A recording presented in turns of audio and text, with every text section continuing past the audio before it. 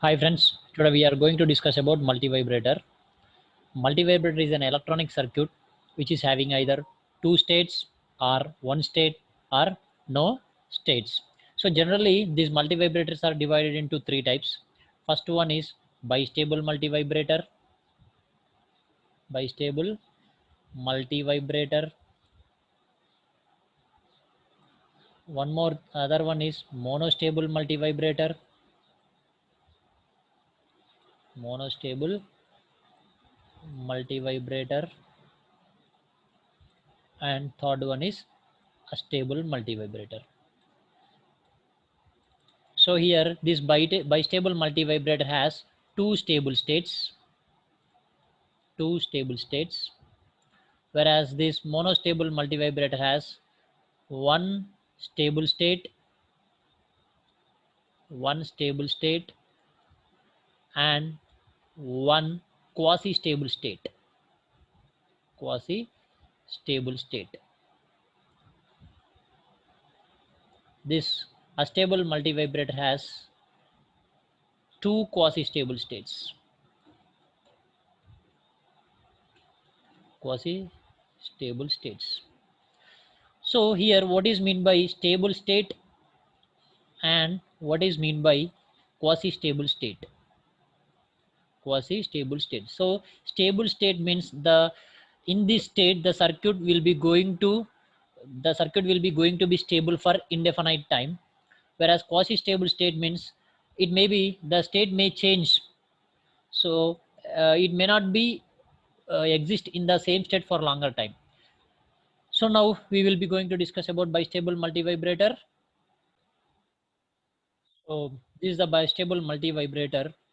Now let us assume the current flowing over here, it is I1, and the voltage at this point, let us assume it as VC1, and as it is a Q2 collector, the voltage at this point, let us assume it is VC2, and let us consider, make it as IC1. So this current, let us make it as IC2. So what now, the current flowing to the base of second transistor is IB2, and the current flowing through the base of first transistor is IB1. So this is the transistor Q1 and this is the transistor Q2. So now this is a symmetrical circuit, right? So as I said, bistable multivibrator has two stable states. So the two stable states are, so first stable state is one stable state is Q1 on and Q2 off. So and another one more stable state is, another stable state is either Q1 on, Q1 off, and Q2 on. So these multivibrator may be in any one of these two states. So as it is a symmetrical circuit, so uh, we may be saying that both the transistors may be in on and on state at a time, but that is not possible. So the transistor either Q1 may be in off state and Q2 may be in on state, or vice versa. Q1 may be in on state, Q2 may be off, or Q1 may be off, Q2 may be on. So this is either of these two stable state, this transistor will be going to happen. So let us assume, and how it is going to happen, let us see. Just apply KVL for this loop, then VCC is equals to, we have IC1 RC1 plus VC1. So here the voltage from this we can write VC1 is equals to VCC minus IC1 RC1. Let it be equation number 1. Similarly, if I apply KVL to this Q2 of this transistor, so that is VCC is equals to again IC2 RC2, IC2 RC2 plus VC2. Again from this VC2 we can write it as VCC minus IC2 RC2. So let us assume that both IC1 and IC2 are equal, then the voltage VC1 VC2 may be same. Here VC1 is given by VCC minus IC1 RC1 and VC2 is given by VCC minus IC2 RC2. So just imagine that both the currents IC1 IC2 equal, then VC1 will be equal to VC2, then we must say that the transistors both will be in on state. That is not possible. Let us consider for maybe due to some noise or due to some external disturbance, let us assume that IC1 is reduced little bit. Assume that IC1 is reduced little bit, a fraction of amount. So if what happens, as if IC1 is reduced here, if IC1 is reduced, automatically VCC minus this IC1 RC1 drop will be reduced. If this is happen, actually VCC will be constant. Assume that this is little bit 12. So something, this IC1 RC1 is subtracted from this VCC. So automatically this VC1 will be increased. So if VC1 is increased, the current flowing into this base of this second transistor, IB2 will increase. So what happens? Automatically IB2 will increase, because what is IB2, or the current flowing through this network is, let us assume this is VBE. So VC1 minus VBE by R2. What is that? So generally, if I assume the current flowing here, it is I2. So I2 is equals to VC1 minus VBE divided by R2. So obviously, as VC1 is more, automatically I2 will increase. If I2 increases, IB2 will increase. And if IB2 increases, now IC2 is given by beta times IB2. So as IB2 is increased, as IB2 increased, automatically IC2 will increase. If IC2 is increased over here from this equation, as IC2 increased, the drop IC2 RC2 will increase. The drop IC2 RC2 will increase. If IC2 RC2 increase, let us assume this is 12. So if this drop is increased, automatically something is subtracted from this VCC. So as this drop is more, automatically this VC2 will be reduced. If VC2 is reduced, what happens? The current flowing through this, as VC2 is reduced, so the current flowing through this circuit, that means IB1 will be going to reduce. So here, as IB1 will be decreased.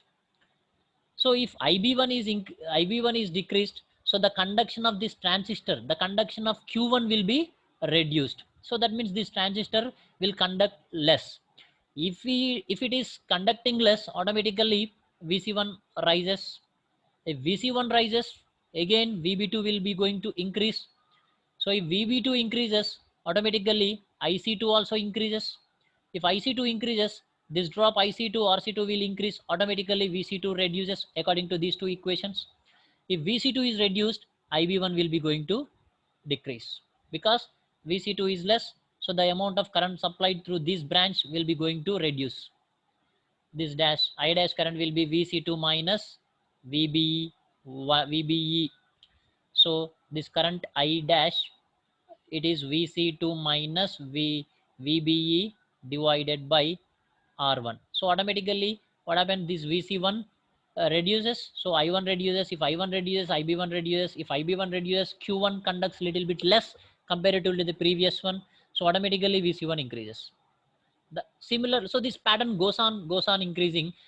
This pattern continues for few more time. So automatically after some time, Q1 will be going to be in off state and Q2 will be in on state. So one stable state has been, now this stable state is achieved. So once this is happened, these two transistors will be continuously will be in that state only. That means Q1 will be continuously in off state and Q2 will continuously in on state. That will be never be going to change unless otherwise some external triggering is applied to change the state, right? So this one stable state is Q1 is off, Q2 is on. So now in order to change the state, of this Q1 or Q2, now we need to apply some external triggering, some external force.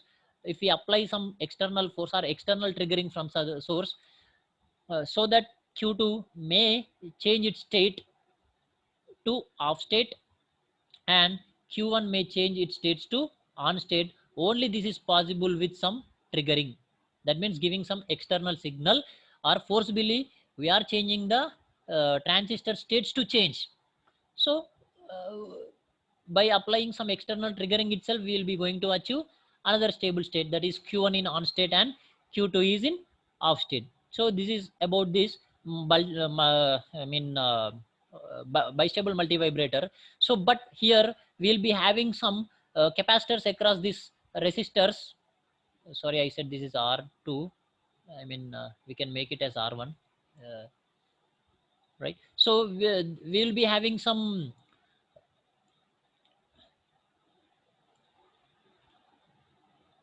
So to make the transistor switching of this transistor action from on state to off state will be happened by having a boost up capacitors across this R1. So let us see that.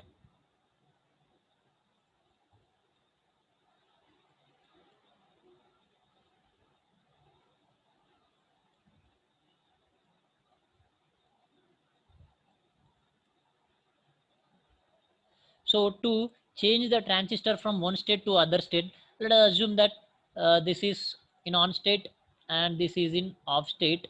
So obviously here VC1 will be approximately equal to VCC, as it is in off state. This complete voltage will, I mean, IC1 will become 0 if this transistor is in off state. So complete VCC will appear across this point.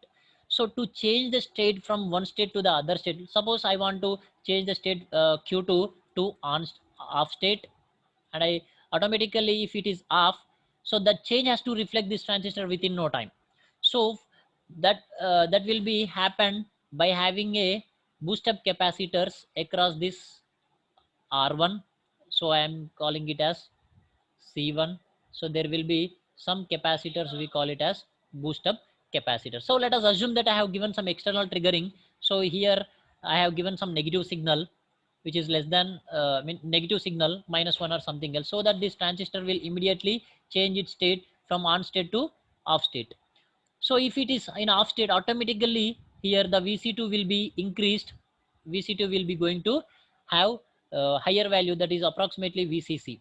Now if it is VCC, automatically the current flowing through this branch will increase, or this VC2 has to reflect. So here I am replacing a capacitor. Capacitor will never respond to instantaneous changes. Automatically, initially this VC2 is very less when it is in on state. Initially when this Q1 is in on state, we can say that VC2 will be approximately 0.3 volts, that is the saturation volts. But I want to change it into off state, so I will apply some negative triggering over here, a negative signal, so that this transistor will go to off state, so that VC2 will approximately, that will become VCC. So to reflect this change, uh, now here I am replacing a boost up capacitor. So this voltage has been changed from 0.3 volts to VCC, which is a large voltage. So here capacitors will never respond to instantaneous changes.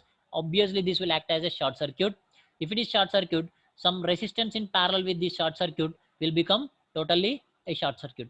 So obviously the current flowing through, immediately this voltage will reflect to the base of this transistor, and automatically this transistor now will enter into on state. So if it is on state, previously VC1 is approximately VCC. Now this VCC will drops to saturation voltage 0.3. Now this change has to reflect back. So here again the voltage drop is from VCC to 0.3. Obviously this capacitor will act as short circuit. So here short circuit in parallel with some resistance act as short circuit. That voltage will immediately reflect back to the second transistor. Somehow this is the mechanism where these C1 capacitors are called boost up capacitors will work. So we'll continue in this next section we'll continue more about this bistable multivibrator in the upcoming sessions. Thank you.